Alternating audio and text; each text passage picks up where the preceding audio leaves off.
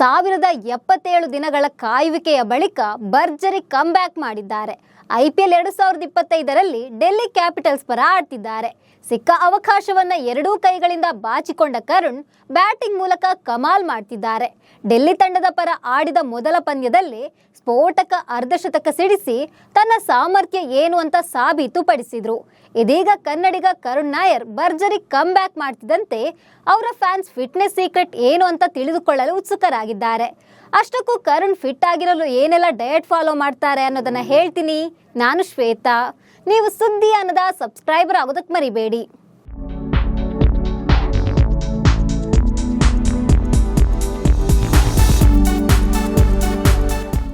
Dear cricket, ನನಗೊಂದು chance ಕೊಡು ಅಂತ 2022ರಲ್ಲಿ ಕನ್ನಡಿಗ ಟ್ವೀಟ್ ಮಾಡಿರೋದು ನಿಮಗೆಲ್ಲ ಗೊತ್ತೇ ಇದೆ.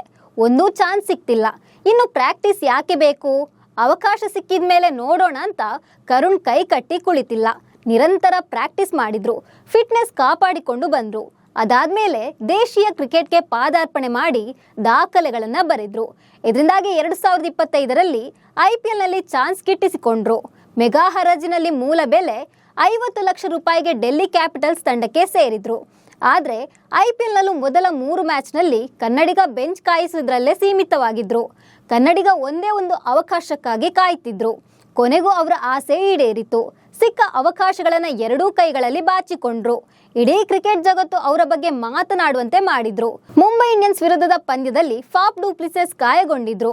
ಡು ಪ್ಲೆಸಿಸ್ ಬದಲು ಇಂಪ್ಯಾಕ್ಟ್ ಪ್ಲೇಯರ್ ಆಗಿ ಕಣಕ್ಕಿಳಿದ ಕರುಣ್ ನಾಯರ್ ಹೊಡಿ ಬಡಿ ಆಟ ಆಡಿದ್ರು. 40 ಎಸೆತಗಳಲ್ಲಿ 89 ರನ್ ಗಳಿಸಿದ ಕರುಣ್ ನಾಯರ್ ತನ್ನ ಸಾಮರ್ಥ್ಯ ಏನು ಅನ್ನೋದನ್ನ ಕ್ರಿಕೆಟ್ ಜಗತ್ತಿಗೆ ತೋರಿಸಿದ್ರು.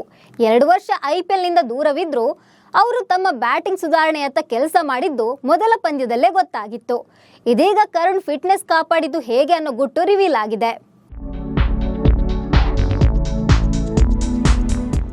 ಅಂದಹಾಗೆ ಕರುಣ್ ನಾಯರ್ ತಮ್ಮ ಫಿಟ್ನೆಸ್ ಕಾಪಾಡಿಕೊಳ್ಳಲು ನಾನಾ ತಂತ್ರ ಅನುಸರಿಸುತ್ತಾರೆ. ಕರುಣ್ ನಾಯರ್ ತಾನು ಫುಡ್ಡಿ ಅಂತ ಈ ಹಿಂದೆ ಹೇಳ್ಕೊಂಡಿದ್ದಾರೆ. ತಾನು ತಿನ್ನೋ ವಿಷಯದಲ್ಲಿ ಹೆಚ್ಚು ಕಂಟ್ರೋಲ್ ಮಾಡಲ್ಲ, ಆದಷ್ಟು ಹೆಲ್ದಿ ಫುಡ್ ತಿಂತೇನಂತ ಹೇಳ್ಕೊಂಡಿದ್ದಾರೆ. ಕರುಣ್ ಬೆಳಗ್ಗೆ ಜಿಮ್ಗೆ ಹೋಗೋ ಮುನ್ನ ಕಿತ್ತಾಳೆ, ಬಾಳೆಹಣ್ಣು ಮುಂತಾದ ಫ್ರೂಟ್ಸ್ ಅನ್ನ ತಿಂತಾರೆ. ಜಿಮ್ನಿಂದ ಬಂದ್ಮೇಲೆ ಲಘು ಉಪಹಾರ ಸೇವಿಸ್ತಾರೆ. ಇನ್ನು ಮಧ್ಯಾಹ್ನ ಬ್ರೌನ್ ರೈಸ್ ತಿಂತಾರೆ. ಅದ್ರ ಜೊತೆ ವೆಜಿಟೇಬಲ್ ಕರಿ ಮತ್ತೆ ಕೋಳಿ ಅಥವಾ ಬೇಯಿಸಿದ ಮೀನನ್ನ ತಿಂತಾರೆ.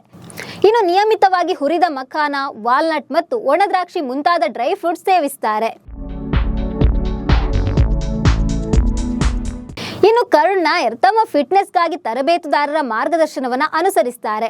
ಟೈಮ್ ಸಿಕ್ಕಾಗಲೆಲ್ಲ ಫಿಟ್ ಆಗಿರಲು ಜಿಮ್ನಲ್ಲಿ ದೇಹವನ್ನ ದಂಡಿಸ್ತಾರೆ. ಅಲ್ಲದೆ ಓಡೋದು ಕೂಡ ಕರುಣ್ ನಾಯರ್ ಫಿಟ್ನೆಸ್ ದಿನಚರಿಯ ಒಂದು ಭಾಗ. ಇನ್ನು ಕನ್ನಡಿಗ ಫುಟ್ಬಾಲ್ ಮತ್ತೆ ಟೇಬಲ್ ಟೆನ್ನಿಸ್ ಆಟ ಆಡ್ತಾರೆ. ಕರುಣ್ ಕರ್ನಾಟಕ ರಣಜಿ ತಂಡದ ಸದಸ್ಯರೊಂದಿಗೆ ಫುಟ್ಬಾಲ್ ಆಡ್ತಾರೆ. ಫ್ರೀ ಆದಾಗ ಟೇಬಲ್ ಟೆನ್ನಿಸ್ ಆಡ್ತಾರೆ. ಅದರೊಂದಿಗೆ ಗಾಲ್ಫ್ ಕೂಡ ಆಡ್ತಾರೆ. ಇದು ಮೈಂಡ್ ಫ್ರೀ ಆಗಿರಲು ಹಾಗೆ ಏಕಾಗ್ರತೆ ಹೆಚ್ಚಿಸಲು ಸಹಾಯಕವಾಗಿದೆ. ಅಷ್ಟೇ ಅಲ್ಲದೆ ಫಿಟ್ ಆಗಿರಲು ಹೆಲ್ಪ್ ಆಗುತ್ತೆ ಅಂತ ಈ ಹಿಂದೆ ಹೇಳ್ಕೊಂಡಿದ್ರು.